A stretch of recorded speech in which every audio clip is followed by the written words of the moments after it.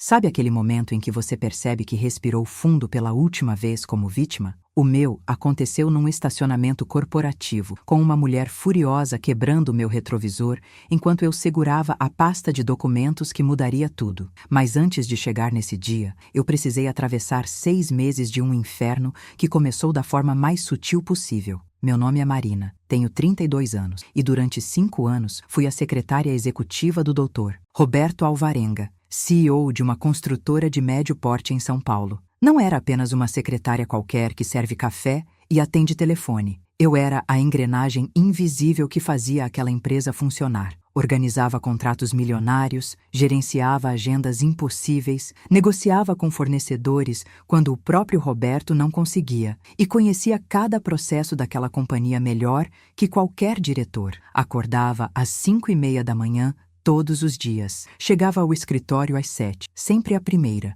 Preparava a sala de reuniões, revisava os e-mails urgentes, montava briefings detalhados para o Roberto sobre cada compromisso do dia. Ele confiava em mim cegamente. Marina, você é meu braço direito, ele dizia sempre. Não sei o que seria desta empresa sem você. E eu acreditava nisso. Me orgulhava do meu trabalho, da minha competência, da forma como conseguia antecipar problemas e resolver crises antes mesmo que Roberto soubesse que elas existiam. Nosso relacionamento era absolutamente profissional. Ele tinha quase 50 anos, era casado há 23 com Clarice, tinha 2 filhos adolescentes. Eu respeitava isso. Nunca houve um olhar errado, uma palavra inadequada, nada. Éramos colegas de trabalho com uma relação de respeito mútuo e confiança construída ao longo de anos. Até que Clarice decidiu que eu era uma ameaça. A primeira vez que a vi pessoalmente foi numa tarde de quinta-feira. Roberto tinha esquecido uns documentos importantes em casa e pediu que ela trouxesse ao escritório. Quando ela entrou na recepção,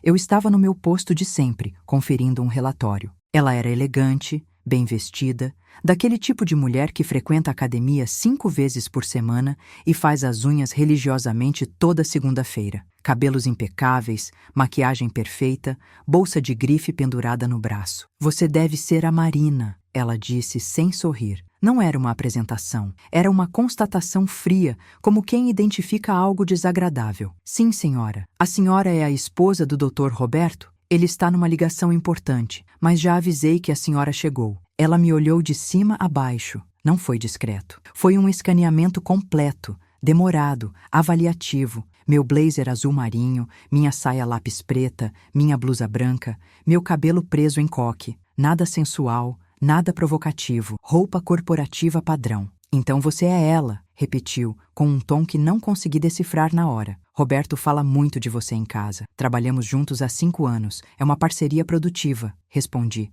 tentando ser cordial. Parceria. Ela sorriu, mas não com os olhos. Interessante escolha de palavra. Fiquei sem entender. Roberto saiu da sala nesse momento, pegou os documentos, agradeceu a ela com um beijo rápido no rosto e Clarice foi embora. Mas antes de sair, olhou para mim mais uma vez. Um olhar duro, penetrante, que me fez sentir analisada, julgada. Achei estranho, mas não dei muita importância. Engano meu. Nas semanas seguintes, Clarice começou a aparecer no escritório com frequência incomum. Trazia almoço para Roberto, passava para dar um oi. Esquecia coisas propositalmente para ter desculpa de voltar. E em todas essas visitas, ela me observava. Não conversava comigo, não fingia simpatia. Apenas observava, com aquele olhar de quem está montando um quebra-cabeça na mente. Um dia, ouvi ela dizendo ao Roberto na sala dele: "Você precisa mesmo de uma secretária tão jovem, tão dedicada? Ela não tem família, namorado, nada." Clarice, Marina é uma profissional excelente. Para de bobagem. Bobagem é você ser ingênuo. Roberto, meu estômago apertou. Comecei a entender. Ela estava com ciúmes. Ciúmes infundados, absurdos, de uma relação puramente profissional. Mas ciúmes, eu logo descobriria, são perigosos, independente de serem justificados ou não. A primeira humilhação real aconteceu numa manhã de sexta-feira. Eu estava na copa preparando café para uma reunião importante quando Clarice entrou. Não sabia que ela estava no prédio. "Marina, precisamos conversar", ela disse, fechando a porta atrás dela. "Claro, senhora. O que posso fazer pela senhora? Você pode parar de se fazer de desentendida." A voz dela era baixa, controlada, mas carregada de veneno. "Sei exatamente o que você está fazendo. Desculpe, Não estou entendendo. Você acha que eu não percebo? As roupas certinhas, sempre impecável, sempre disponível, sempre resolvendo tudo para ele. Você acha que eu sou idiota? Meu coração disparou. Senhora Clarice, eu só faço o meu trabalho. Não há absolutamente nada. Não me interrompa. Ela deu um passo à frente, invadindo o meu espaço pessoal. Eu conheço mulheres como você, aproveitadoras que ficam rondando homens bem-sucedidos, esperando uma oportunidade. Mas Roberto é meu marido. Esta empresa foi construída com meu dinheiro também. E você é só uma funcionária, uma secretariazinha qualquer que pode ser substituída. Fiquei paralisada. As palavras dela eram como tapas. Eu queria me defender, gritar que ela estava completamente enganada, que eu jamais olharia para Roberto dessa forma. Mas minha voz não saiu. Eu estou de olho em você, ela continuou, o dedo indicador quase tocando meu rosto. Um passo em falso, uma olhadinha errada, e eu garanto que você vai para a rua tão rápido que nem vai ter tempo de pegar suas coisas, entendeu? Engoli seco e apenas acenei com a cabeça. Ela saiu da copa deixando um silêncio pesado. Minhas mãos tremiam quando voltei a segurar a xícara de café. Pela primeira vez em 5 anos naquela empresa, me senti suja, como se houvesse algo errado em fazer bem o meu trabalho. Tentei falar com Roberto naquele dia, mas não consegui. Como você conta para o seu chefe que a esposa dele acabou de te ameaçar por ciúmes inexistentes? Parecia histeria. Parecia que eu estava criando caso. Então engoli aquilo e segui em frente. Mas Clarice não parou. Ela começou a fazer comentários na frente de outras pessoas, quando vinha buscar Roberto e me via organizando arquivos dele. Nossa, que dedicação! Marina, você não tem casa própria para cuidar, não? Com um risinho falso que fazia todos rirem junto, sem perceber o veneno. Ou quando eu atendia o celular dele porque Roberto estava no banheiro. Ai, Marina, você atende até o celular pessoal dele agora? Que intimidade, hein? Dito com um tom que fazia parecer que havia algo impróprio. Pequenos comentários, pequenas farpas, sempre na frente de outras pessoas, sempre me colocando numa posição constrangedora. E eu sorria amarelo, fingia que não me afetava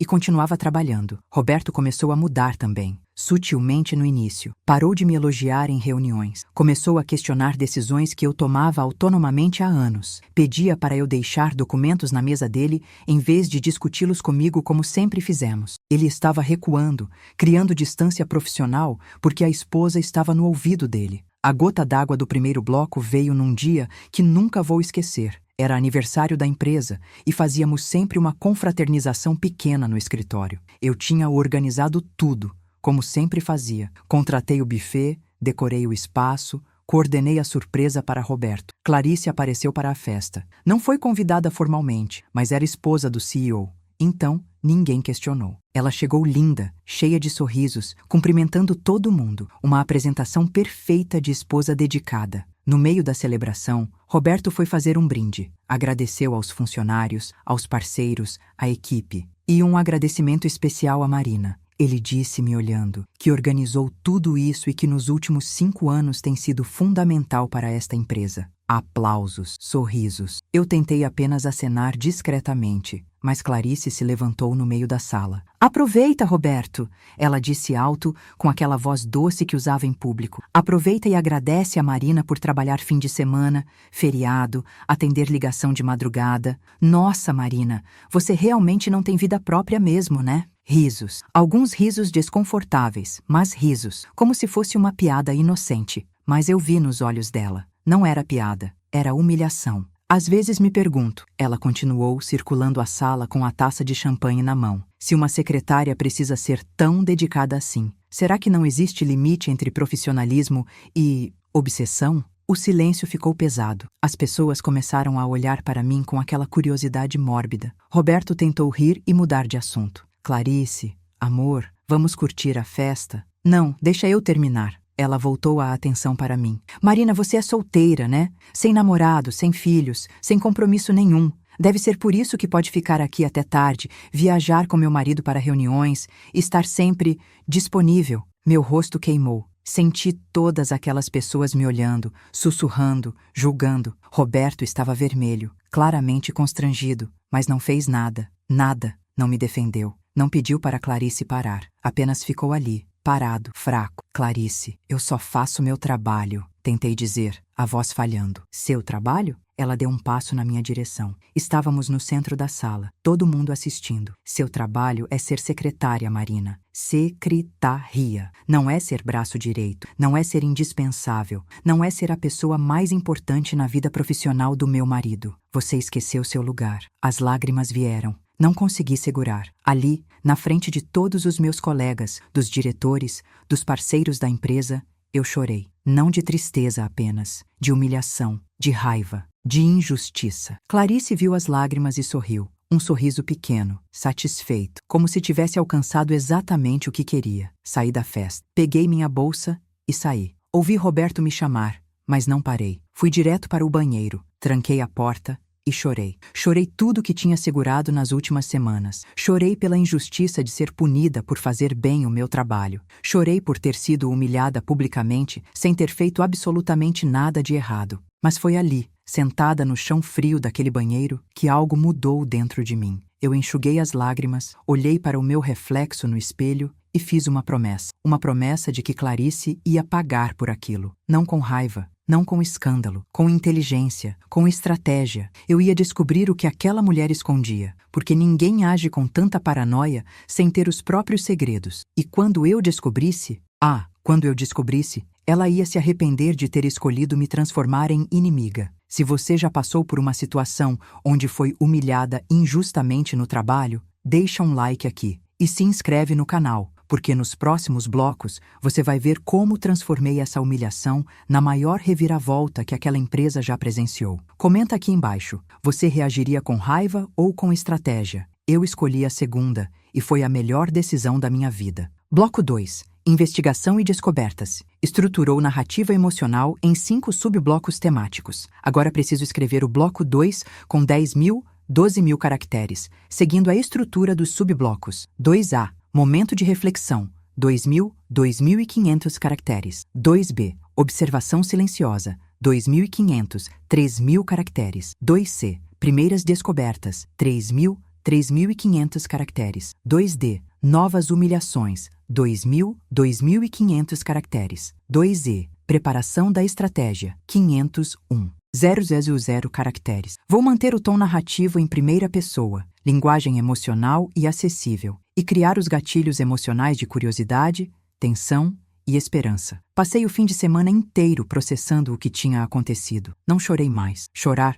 não ia mudar nada, mas pensei muito. Analisei cada interação com Clarice, cada palavra venenosa, cada olhar de desconfiança. E quanto mais eu pensava, mais uma coisa ficava clara. Gente muito insegura geralmente tem razão para ser insegura. Não era sobre mim. Nunca foi. Clarice não me via como ameaça porque eu era bonita ou dedicada. Ela me via como ameaça porque projetava em mim algo que ela própria escondia. Psicologia básica. E se eu estava certa, se realmente havia algo podre naquele casamento perfeito que ela tanto se esforçava para proteger, eu ia descobrir. Segunda-feira cheguei ao escritório diferente. Mesma roupa profissional, mesmo cabelo preso, mesma postura. Mas por dentro, eu tinha deixado de ser a secretária boazinha que abaixava a cabeça. Tinha me tornado uma investigadora silenciosa. Comecei a observar tudo, absolutamente tudo. Clarice ligava para Roberto mais 5, 6 vezes por dia,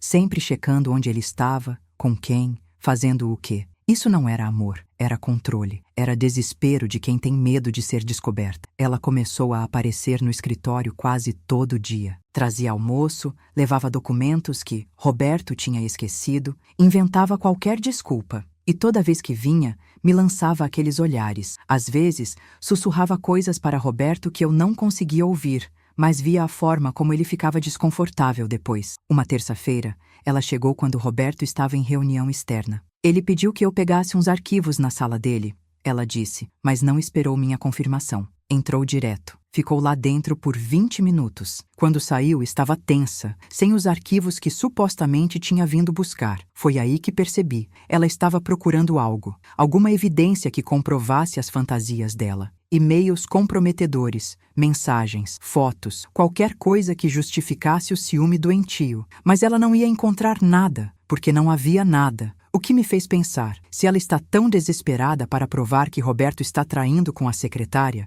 será que ela mesma está traindo? Comecei a investigar discretamente, sem alarde, sem perguntas óbvias, apenas observando, conectando pontos, usando o acesso privilegiado que eu tinha como secretária executiva. Primeira descoberta: Clarice tinha uma rotina estranha. Terças e quintas, das 14 às 17 horas, o telefone dela ia direto para a caixa postal. Sempre, sem exceção. Roberto achava que ela estava na academia ou em aulas de pilates. Mas 3 horas? Todo santo terça e quinta? Segunda descoberta: os extratos do cartão de crédito dela, que eu processava mensalmente para a contabilidade pessoal de Roberto, parte do meu trabalho, tinham gastos incomuns. Hotéis. Não hotéis caros de viagem, mas hotéis médios, sempre os mesmos 2 ou 3, sempre nos mesmos dias, terça e quinta. Meu coração acelerou quando percebi o padrão. Isso não era academia, isso era clássico affair extraconjugal. Peguei discretamente cópias desses extratos, anotei os hotéis, os horários, as frequências. Terceira descoberta veio de uma fonte inesperada. A filha do Roberto, Amanda, de 17 anos, me ligou chorando numa quarta-feira à tarde. Ela e eu tínhamos uma relação boa. Eu sempre fui gentil com ela, ajudava com trabalhos de escola, às vezes, conversávamos. Marina, posso confiar em você? Ela soluçou no telefone. Claro, Amanda. O que aconteceu? É sobre a minha mãe. Eu vi algo e não sei o que fazer. Meu estômago revirou. Me conta, querida. Quinta-feira passada, faltei aula porque estava me sentindo mal. Minha mãe não sabia que eu tinha voltado para casa cedo. E eu ouvi ela no telefone, Marina. Ela estava rindo, falando de forma diferente, chamando alguém de amor, dizendo que não via a hora de estar com essa pessoa de novo, e não era com meu pai. Meu pai estava viajando. Amanda chorou mais. Depois ela saiu apressada, toda arrumada. Voltou só no fim da tarde. E ela mente, Marina. Diz que estava em compromisso social, mas eu sei que ela estava com alguém. Pronto, não era mais só suspeita, era confirmação. Amanda, eu disse com cuidado. Você contou isso para alguém? Não posso contar pro meu pai. Vai destruir nossa família. E meu irmão está fazendo vestibular. Não posso colocar isso nele agora. Mas eu precisava desabafar com alguém. Você fez certo em me contar. Mas Amanda, escuta. Não faça nada ainda. Deixa eu pensar numa forma de lidar com isso que não destrua sua família, ok? Ela concordou e desligou. Eu fiquei ali, sentada, processando. Clarice estava tendo um caso. A mulher que me humilhava publicamente, que me acusava de ser a destruidora do casamento dela, estava traindo Roberto. A ironia era tão absurda que eu quase ri. Quase. Mas eu precisava de provas concretas. Extratos de cartão não bastavam. Testemunho de uma adolescente emocionada não bastava. Eu precisava de algo irrefutável. Na quinta-feira seguinte, inventei uma desculpa e saí do escritório às 14 horas. Fui até um dos hotéis que aparecia repetidamente nos extratos de Clarice, um hotel discreto na Vila Mariana. Me posicionei num café em frente e esperei. Às 14h30, o carro dela estacionou. Clarice desceu, linda como sempre, óculos escuros, bolsa de grife, mas olhava para os lados nervosa. Entrou no hotel. 15 minutos depois, um homem chegou. Alto, bonito, uns 40 e poucos anos, terno caro. Ele também entrou. Esperei. Fotografei discretamente com o celular. 3 horas depois, os dois saíram. Ele beijou ela na boca antes de entrarem em carros separados. Registrei tudo. Meu coração batia tão forte que doía. Eu tinha a prova. Tinha a maldita prova. Mas enquanto dirigia de volta ao escritório, Clarice fez algo que me pegou de surpresa. Ela foi direto para lá. Chegou antes de mim, linda e sorridente, como se não tivesse acabado de sair da cama de outro homem. Quando entrei, ela estava na minha mesa, literalmente sentada na minha cadeira, mexendo nos meus papéis. Marina! Ela disse com aquele tom falso de simpatia. Que bom que voltou. Estava aqui procurando uns documentos que Roberto pediu. Documentos que eu poderia pegar para a senhora se tivesse pedido. Respondi, controlando a raiva. Ah, eu não queria incomodar. Você já é tão ocupada? Ou será que estava ocupada com algo mais pessoal? Saiu mais cedo hoje, notei. A provocação era clara. Ela tinha notado minha ausência e veio checar o que eu estava fazendo. Dentista, menti suavemente. Emergência no canal. Ela me olhou desconfiada, mas não tinha como contestar. Levantou da minha cadeira devagar, olhou para mim com aquele desprezo que eu já conhecia bem. Sabe, Marina, você deveria arranjar um namorado, uma vida, porque ficar obcecada pelo trabalho, pelo chefe, é triste, patético, na verdade. Respirei fundo. Há algumas semanas isso teria me deixado furiosa, magoada. Agora? Agora eu sabia o que ela escondia. e aquilo me dava um poder que ela nem imaginava. Obrigada pela preocupação, senhora Clarice. Respondi com a voz mais doce possível. Vou pensar sobre isso. Ela saiu e eu desabei na cadeira. As fotos no meu celular pareciam queimar. Eu tinha munição. Tinha como destruir aquela mulher, mas precisava ser estratégica. Não podia agir por impulso. Nas semanas seguintes, compilei tudo. Cada extrato suspeito, cada horário das visitas aos hotéis, as fotos. Criei pastas digitais organizadas, fiz backup em 3 lugares diferentes. Documentei conversas dela com Roberto, onde mentia sobre onde estava. Anotei cada humilhação que ela me fazia sofrer, porque eu sabia que, eventualmente, ela ia me dar o empurrão final. Ia fazer Roberto me demitir. E quando isso acontecesse, quando ela pensasse que tinha vencido, eu ia mostrar para ela quem realmente tinha o poder nessa história. Bloco 3. Demissão e virada. A bomba explodiu numa manhã de segunda-feira, 2 meses depois da festa desastrosa. Roberto me chamou na sala dele com uma expressão que eu nunca tinha visto. Constrangimento, culpa, fraqueza. Marina, senta, por favor, ele disse, sem olhar nos meus olhos. Eu já sabia o que vinha. Tinha sentido a tensão aumentando nas últimas semanas. Clarice estava cada vez mais agressiva, mais presente, mais controladora. E Roberto estava cada vez mais fraco, mais submisso. Olha, isso é muito difícil para mim. Ele começou passando a mão no rosto. Você é uma profissional excepcional. Esses 5 anos trabalhando juntos foram fundamentais para mim e para a da empresa. Mas, eu ajudei, a voz firme. Mas a Clarice, ela não está confortável. E eu preciso priorizar meu casamento, minha família. Ela exigiu, na verdade, que eu fizesse mudanças na equipe. Mudanças que incluem minha demissão. Ele fechou os olhos. Sim, silêncio. Um silêncio denso, pesado. Eu olhei para aquele homem que eu tinha respeitado, admirado, no qual tinha confiado, e vi apenas um covarde, um homem fraco que escolheu a paz conjugal em vez da justiça, que escolheu acreditar nas fantasias doentias da esposa em vez de defender uma funcionária leal. Roberto, você sabe que não há absolutamente nada entre nós além de profissionalismo.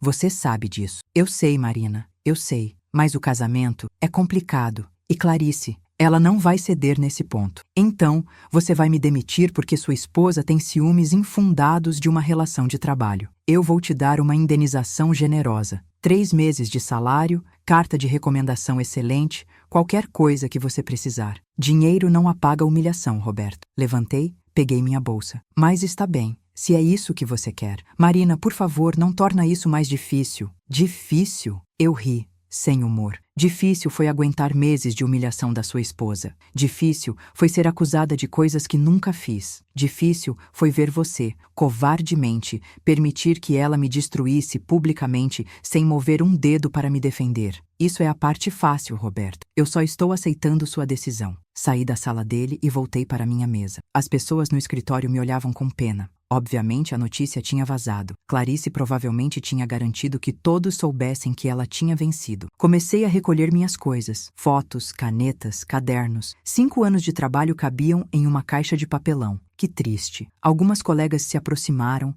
sussurrando condolências. É tão injusto, Marina. Você não merecia isso. A gente sabe que você nunca fez nada. Palavras vazias. Ninguém teve coragem de se posicionar quando importava, menos uma pessoa. Lucas, do departamento financeiro, se aproximou e disse baixinho: Marina, se você precisar de qualquer coisa, qualquer documento, qualquer informação que possa te ajudar, me procura. Olhei para ele, surpresa. Ele tinha um olhar sério, determinado, como se soubesse que havia algo maior acontecendo. Obrigada, Lucas, sussurrei. Estava terminando de esvaziar minha gaveta quando Clarice apareceu. Obviamente, ela não ia perder a chance de ver minha humilhação final. Marina, ela disse alto, para que todos ouvissem. Espero que você encontre um lugar onde sua dedicação seja mais apropriada. Eu a olhei. Ela estava radiante, vitoriosa, achando que tinha destruído a ameaça, que tinha protegido seu casamento, que tinha vencido. Tenho certeza que vou encontrar, senhora Clarice, respondi calmamente, segurando a caixa com minhas coisas. Aliás, a senhora tem ido muito à academia ultimamente? Está com uma aparência ótima. Vi um micro tremor no sorriso dela, um brilho de alerta nos olhos. Ela não sabia que eu sabia, mas percebeu algo diferente no meu tom. Cuido de mim, sim. Diferente de algumas pessoas que só vivem para o trabalho dos outros. Trabalho é importante, concordei, caminhando em direção à saída. Mas família é sagrado, não é? deve proteger, ser leal, honesta. Cada palavra foi uma alfinetada sutil. Ela me seguiu com o olhar, tentando decifrar se havia duplo sentido. Saí do prédio e fui até meu carro no estacionamento. Coloquei a caixa no banco de trás e sentei no banco do motorista. Minhas mãos tremiam, não de medo, de adrenalina, porque agora começava a parte que eu tinha planejado cuidadosamente. Liguei para Lucas. Aquele material que você ofereceu, preciso dele, hoje. Te mando por e-mail em 10 minutos. Ele respondeu. Liguei para Amanda. Querida, lembra que você me contou sobre sua mãe? Preciso que você seja forte agora, muito forte, porque o que vou fazer vai abalar sua família temporariamente, mas vai salvar ela no longo prazo. Você confia em mim? Silêncio. Depois, com a voz embargada. Confio, Marina.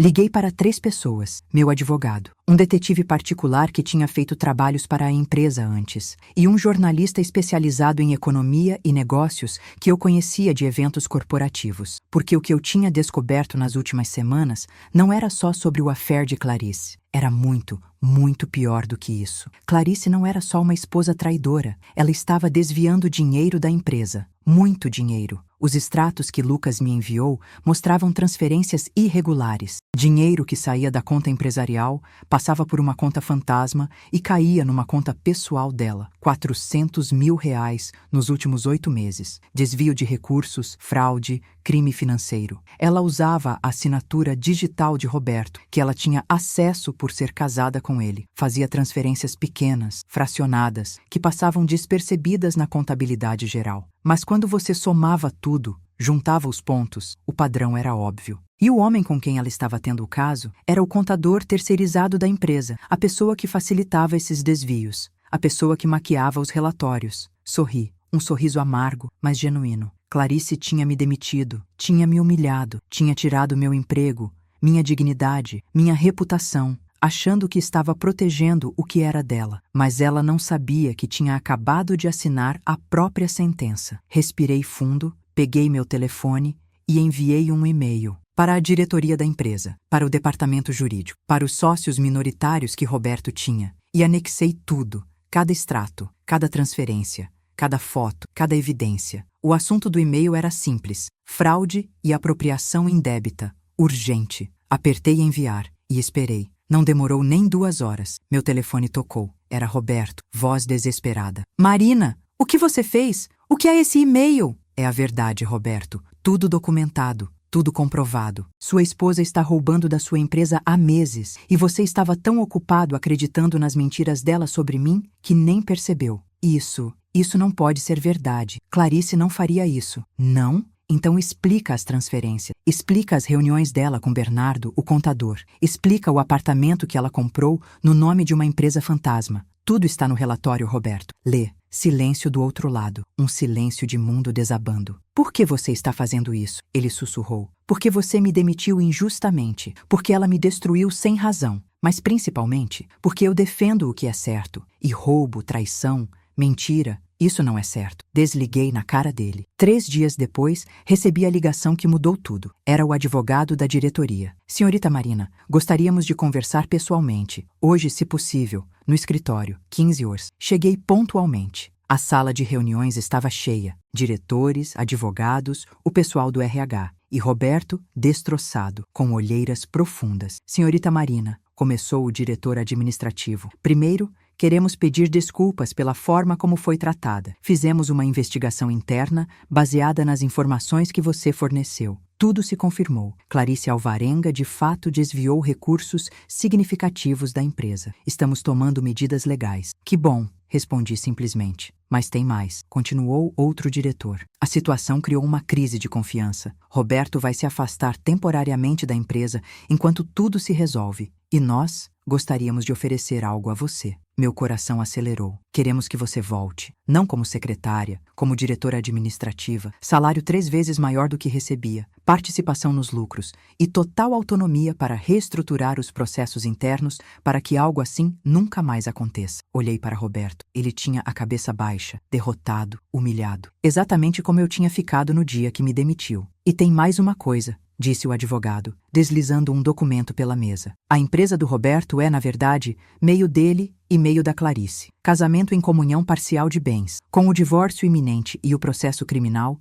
os bens vão ser divididos e penhorados. Roberto está oferecendo vender a parte dele para você, com pagamento facilitado, diretamente dos seus novos rendimentos como diretora. Peguei o documento. Li, reli. Aquilo era... Vocês estão me oferecendo sociedade na empresa? Sim, 49%. Roberto fica com 51% até quitar as dívidas. Depois, divisão igualitária. Olhei para todos ali, para Roberto, especialmente. Por quê? Foi ele quem respondeu, a voz rouca. Porque você salvou minha empresa, Marina. Clarice ia destruir tudo. E eu fui covarde, fraco. Te demiti para agradar uma mentirosa e ladra. Não posso voltar atrás no que fiz, mas posso tentar compensar. Silêncio, longo, pesado. Eu aceito, disse finalmente, todas as condições, mas com uma adição. Qual? Perguntou o advogado. Clarice não recebe 1 centavo do acordo. Tudo que ela roubou vai ser ressarcido antes de qualquer divisão de bens. E eu quero isso registrado em contrato. Olhares foram trocados, acenos de concordância. Feito,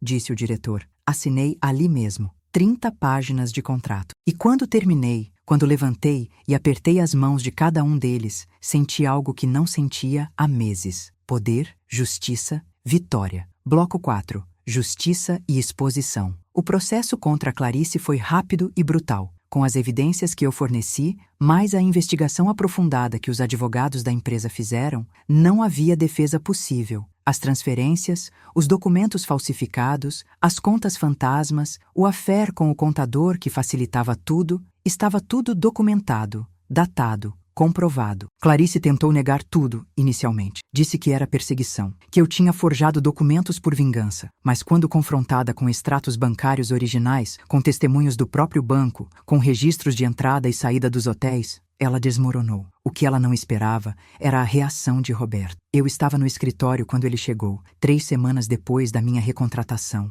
Bateu na porta da minha nova sala, uma sala ampla, com vista para a cidade, com meu nome na placa. Marina Costa, diretora administrativa. Posso entrar? Ele perguntou humilde. Claro. Ele sentou na cadeira em frente à minha mesa. Como a dinâmica tinha mudado. Há 2 meses eu sentava do outro lado, esperando ordens dele. Agora, ele esperava minha permissão até para entrar. Queria te agradecer, ele começou, e pedir desculpas. De verdade, não só pelo que fiz, mas por tudo que deixei de fazer, por cada vez que Clarice te humilhou e eu fingi não ver, por ter sido fraco. Aceito as desculpas, respondi. Mas entenda uma coisa, Roberto. Confiança quebrada não se conserta com palavras, se conserta com ações consistentes ao longo do tempo. Eu sei, e vou provar. Sobre Clarice, eu não sabia de nada, Marina. Eu juro, os desvios, o affair, tudo. Eu realmente achei que ela só tinha ciúmes neurótico. Nunca imaginei que estava projetando a própria culpa. Pessoas que traem geralmente acusam os outros de traição, comentei. Psicologia básica.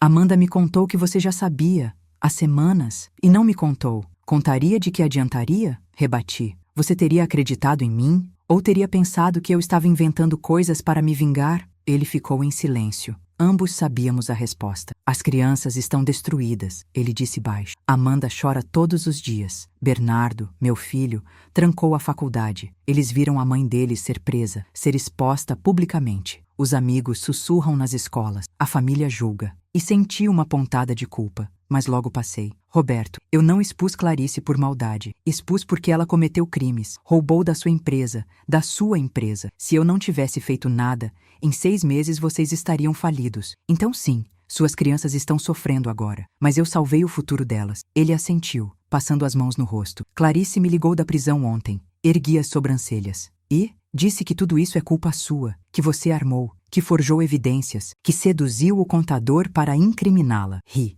Sem humor, mas ri. Clarice vai morrer acreditando que é vítima. Isso é narcisismo, Roberto. Ela é incapaz de assumir responsabilidade pelos próprios atos. Sempre vai culpar os outros. Ela quer negociar. Disse que se eu retirar as acusações, volta para mim. Consertamos o casamento. Esquecemos tudo isso. E você, vai aceitar? Ele me olhou cansado, triste, mas com uma clareza que não via antes. Não. O advogado já entrou com divórcio litigioso. Ela não vai ter acesso a nada. Apartamentos, carros, nada. Tudo que não foi comprado com dinheiro roubado vai para os meninos. Ela vai sair desse casamento com zero. Bom, foi tudo que disse. Mas tem uma coisa que eu preciso saber, Marina. Ele se inclinou. Quando você descobriu tudo? Quando começou a investigar? Sorri de leve. No dia que ela me humilhou na festa. Foi naquele banheiro, chorando no chão, que decidi não ser mais vítima. Decidi observar, investigar, descobrir o que ela escondia. Porque ninguém age com tanto ódio sem ter culpa própria. Então você planejou tudo? A demissão? A exposição?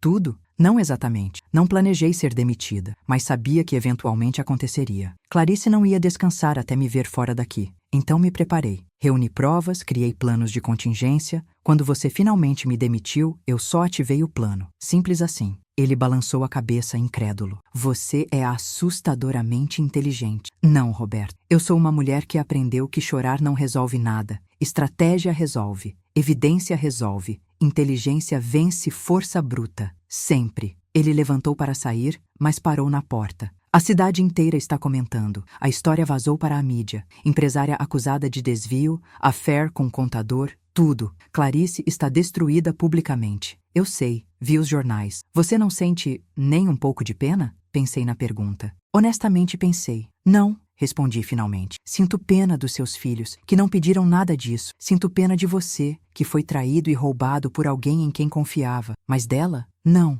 Ela me humilhou, me destruiu, me demitiu. Tudo baseado em mentiras e projeções da própria culpa. Ela fez isso consigo mesma, Roberto. Eu só mostrei ao mundo quem ela realmente era. Ele assentiu e saiu. 3 dias depois, houve uma reunião com todos os funcionários. A empresa precisava fazer um comunicado oficial sobre a crise, sobre as mudanças administrativas, sobre mim. Quando entrei no auditório lotado, senti todos os olhares, alguns admirados, outros ainda processando, outros claramente ressentidos. Muita gente tinha sido amiga de Clarice, tinha acreditado nela. O diretor-presidente fez a fala oficial, explicou a situação, agradeceu minha coragem em expor irregularidades, anunciou minha nova posição e pediu palmas. O aplauso foi misto. Alguns entusiasmados, outros obrigado, mas estava ali. Depois me pediram para falar. Respirei fundo, subi ao palco, olhei para todos aqueles rostos. Sei que muitos aqui estão confusos. Comecei. Eu era a secretária, a funcionária silenciosa que organizava agendas e preparava café. E, de repente, estou aqui, como diretora, enquanto a esposa do CEO está presa. Parece novela, não parece? Risos nervosos. Mas a verdade é simples. Eu fazia meu trabalho, bem, profissionalmente. E fui punida por isso. Humilhada, acusada, demitida, por uma pessoa que projetava em mim a própria culpa. E quando isso aconteceu, eu tive 2 escolhas: aceitar a injustiça e seguir em frente, ou lutar. Silêncio absoluto. Escolhi lutar, não com raiva, não com vingança cega, mas com inteligência, com documentação, com verdade. Descobri crimes que estavam acontecendo debaixo do nariz de todos nós e trouxe à luz, não para destruir Clarice, mas para salvar esta empresa, para proteger os empregos de todos vocês, para garantir que o trabalho honesto de cada um aqui não fosse roubado. Aplausos, agora mais genuínos. Então sim, a situação é incomum, mas espero provar nos próximos meses que mereço esta posição. Não por drama, não por política, mas por competência, por dedicação, pelas mesmas qualidades que sempre tive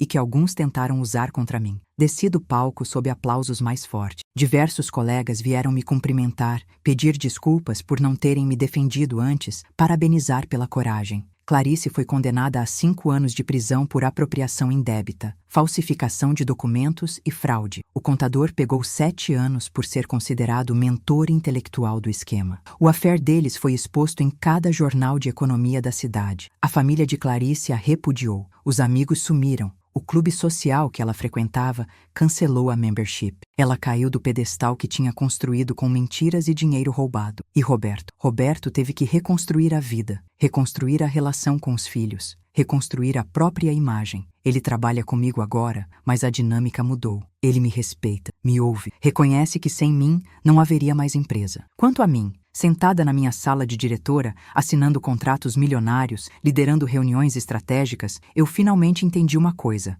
humilhação só destrói quem aceita permanecer destruído. Eu escolhi me erguer e me tornei inabalável. Bloco 5. resolução e nova realidade. 6 meses depois de tudo, minha vida era irreconhecível. Acordava às 6 da manhã, não mais às 5:30, porque agora eu controlava minha própria agenda. Ia à academia, coisa que nunca tinha tempo antes. Tomava um café decente em vez de engolir qualquer coisa correndo, e chegava ao escritório às 8:30, entrando pela vaga de diretoria com meu nome estampado. A empresa estava mudada, completamente reestruturada. Implementei novos protocolos de compliance, auditoria mensal de todas as contas, separação total entre finanças pessoais e corporativas. Contratei uma equipe nova para o financeiro, gente jovem, competente, com olho clínico para irregularidades. Lucas foi promovido a gerente. Ele tinha me ajudado quando ninguém mais teve coragem. Isso eu não esqueci. Os números melhoraram. Sem os sanguessugas desviando recursos, a empresa cresceu 17% no primeiro trimestre sob minha gestão. Fechamos contratos novos, expandimos para 2 cidades, contratamos 40 funcionários novos. Roberto continuava como CEO, mas era CEO no papel. As decisões estratégicas passavam por mim. Eu tinha, de fato, mais poder do que ele. E ambos sabíamos disso. A diferença é que agora ele aceitava, respeitava, reconhecia. Amanda, a filha dele, me procurou um dia, pediu para conversar em particular. Fomos tomar café numa padaria perto do escritório. Marina, ela disse mexendo nervosamente na xícara, eu quero te agradecer. Por quê? Perguntei genuinamente surpresa. Por ter exposto minha mãe. Eu sei que parece loucura agradecer alguém que prendeu sua mãe, mas você salvou meu pai. Salvou nossa família, na verdade. Amanda... Não, deixa eu terminar. Ela levantou a mão. Minha mãe estava destruindo tudo. O casamento era tóxico. Ela mentia compulsivamente, manipulava meu pai, gastava dinheiro como se não houvesse amanhã. Eu via tudo isso, mas não tinha poder para fazer nada. Era criança, sabe? Adolescente. Ninguém me levaria a sério. Lágrimas escorriam pelo rosto dela. Você fez o que eu não conseguia fazer. Mostrou para meu pai quem ela realmente era. E sim, foi horrível, foi traumático. Ainda faço terapia 3 vezes por semana por causa de tudo. Mas hoje temos paz. Meu pai sorri de novo. A casa não é mais um campo de guerra. E isso é por sua causa. Segurei a mão dela. Você é muito corajosa, Amanda. E vai ficar bem. Leva tempo, mas vai. Você também foi corajosa, ela disse. Mais corajosa que qualquer pessoa que eu conheço. Nos despedimos com um abraço. E pela primeira vez desde que tudo aconteceu, senti que tinha feito a coisa certa. Não só por mim, mas por todos afetados pelas mentiras de Clarice. Clarice, por sinal, tentou me mandar uma carta da prisão. O advogado dela pediu que eu aceitasse uma conversa, uma tentativa de reconciliação. Ri na cara dele. Reconciliação de quê? Ela me humilhou, me demitiu, tentou destruir minha carreira e reputação e fez isso enquanto roubava e traía. Não tenho absolutamente nada para falar com ela. A carta ficou sem resposta. Ouvi dizer que ela está isolada na prisão. Ninguém quer contato com ela. As outras detentas sabem que ela é de classe alta, de condomínio fechado, e fizeram questão de mostrar quem manda ali dentro. Karma é uma roda, dizem, e ela está na parte de baixo agora. Minha vida pessoal também mudou. Conheci alguém, Felipe, engenheiro civil, trabalha com uma das empresas parceiras. Nos conhecemos numa reunião de obra. Ele não sabia de toda a minha história no início. Só sabia que eu era diretora, competente, ocupada. Quando finalmente contei tudo, a humilhação, a investigação, a reviravolta, ele ficou em silêncio por um tempo. Depois disse, você é incrível, assustadoramente incrível. E se algum dia eu fizer merda, por favor me dá uma chance antes de me destruir? Rimos. Mas ele estava meio sério. E eu entendi. Minha história intimidava. Mostrava que eu não era de aceitar injustiça calada, que eu revidava, que eu vencia. 8 meses depois da minha promoção, Roberto me chamou na sala dele. Estava diferente, mais leve, quase feliz. Marina, preciso te contar uma coisa. Diga, estou saindo. Meu coração pulou. Saindo da empresa. Não completamente, ainda sou sócio, mas vou me afastar da operação. Viajar com os meninos, passar tempo com eles, refazer os laços que Clarice quebrou. Viver, sabe? Assenti. Você merece isso. E eu quero que você assuma como CEO. Oficialmente, com todos os poderes e responsabilidades. A diretoria já aprovou. Os sócios minoritários concordaram. Você é a melhor escolha. A única escolha, na verdade. CEO, aos 32 anos, de secretária a CEO em menos de 1 ano. Eu aceito, disse sem hesitar. Assinamos os documentos naquela mesma semana. Meu nome foi para a fachada do prédio. Marina Costa, CEO. Lágrimas vieram quando vi, não de tristeza, de realização, de prova de que inteligência, estratégia e resiliência vencem qualquer obstáculo. Fiz questão de convocar uma reunião geral para anunciar. Queria que todos os funcionários soubessem, especialmente aqueles que tinham testemunhado minha humilhação meses atrás. Alguns de vocês me viram sair daqui com uma caixa de papelão, demitida injustamente, chorando de raiva e frustração. Comecei. E hoje me veem voltando como CEO. Parece vingança, não é? Mas não é. Olhei ao redor do auditório, rostos atentos, emocionados, alguns com lágrimas nos olhos. É justiça, é prova de que competência vence política, que verdade vence mentira, que quando você é derrubado injustamente, pode escolher ficar no chão ou se levantar mais forte. Eu escolhi me levantar, e levantar esta empresa comigo. Aplausos ensurdecedores, standing ovation, pessoas chorando abertamente, e eu ali, no palco, realizando o que tinha transformado o pior momento da minha vida profissional no melhor. 3 semanas atrás, aconteceu a cena do estacionamento, a cena que abriu esta história. Eu estava saindo do trabalho, às 7 da noite, quando vi Clarice. Ela tinha saído da prisão temporariamente para a audiência judicial. Devia ter me seguido. Devia ter planejado aquele momento. Ela estava diferente. Cabelo sem os mechas loiras perfeitas. Roupa simples, sem grife, olheiras, mais magra. A prisão tinha cobrado seu preço. Quando me viu, algo nela quebrou. Toda a raiva, todo o ódio, todo o ressentimento de meses vieram à tona. Ela correu até meu carro e, com força que eu não imaginava que ela tivesse, quebrou meu retrovisor com um chute. O vidro estilhaçou. O alarme disparou. "Você nunca vai ter o que é meu!" Ela gritou, o rosto contorcido de ódio. "Nunca! Você é uma secretária, uma funcionária de merda. Você roubou minha vida!" Seguranças do prédio começaram a correr em nossa direção, mas eu levantei a mão, pedindo que esperassem. Respirei fundo, controlei a raiva que borbulhava, abri a porta do carro com calma, peguei a pasta de couro que estava no banco e tirei de dentro um envelope grosso. "Senhora Clarice", disse, minha voz absurdamente calma considerando a situação. "O apartamento onde o Sr. Roberto morava com a senhora já está no meu nome desde segunda-feira. A empresa, como você bem sabe, eu sou CEO agora. Então, tecnicamente também é minha.